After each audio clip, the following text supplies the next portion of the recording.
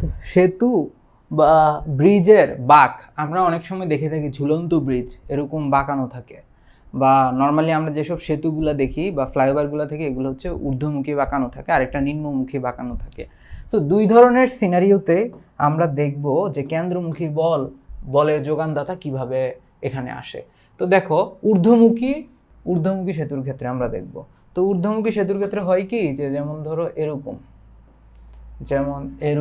তোমরা ঢাকা থেকে চট্টগ্রামে যাওয়ার পথে মেঘনা সেতুটার দিকে একটু তাকাইতে পারো, অথবা এই কাঁচপুর ব্রিজের দিকে তাকাইতে পারো, তাহলে দেখবে যে সেতুটা হচ্ছে একটু কার্ভ শেপের, ঊর্ধ্বমুখী কার্ভ, আপওয়ার্ড কার্ভ। ওকে, সো আপওয়ার্ড কার্ভের ক্ষেত্রে হয় কি, ধরো আমি সেতুটা এভাবে আঁকতেছি, যে আমার পুরোপুরি হয় নাই, এই জায়গায় যখন গাড়ি আছে তাইলে তার উপরে লব্ধি ফোর্স কি আছে এবং কেন্দ্রমুখী বলের যোগান সে কীভাবে পাচ্ছে, এটা নিয়ে হচ্ছে আমাদের concern.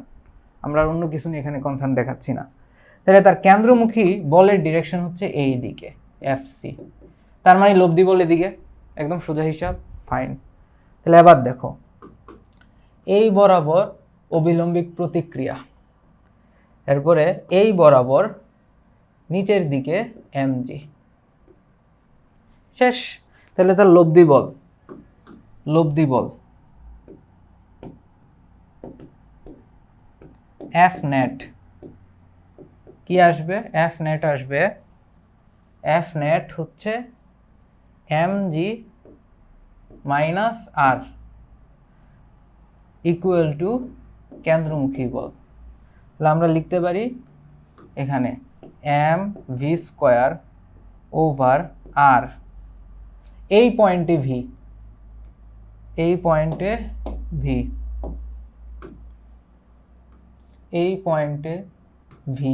V at maximum point. Okay, so V at এই পয়েন্টেই ইকুয়াল টু কি আসবে, MG minus R. So V নির্দিষ্ট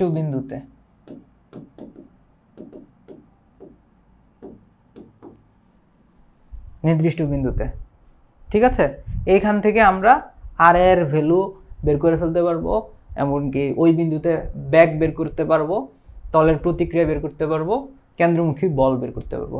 ওকে, নেক্সট আসো যে নিম্নমুখী সেতু। নিম্নমুখী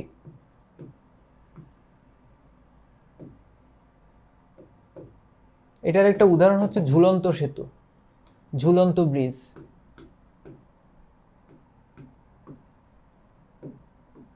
সো তোমরা যারা এই যে খাগড়াছড়ি, রাঙামাটি এসব অঞ্চলে হচ্ছে ট্যুরে গিয়েছো, তারা হয়তো এই ধরনের ব্রিজ দেখে থাকবে।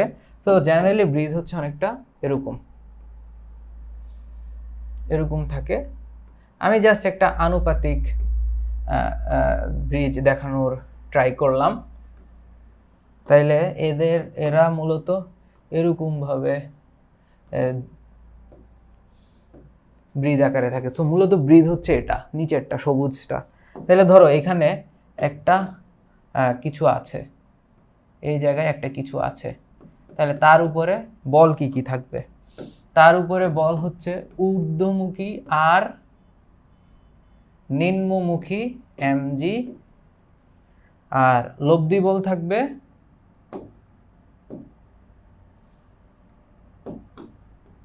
কেন্দ্রমুখী বল থাকবে এদিকে। তাহলে কেন্দ্রমুখী বল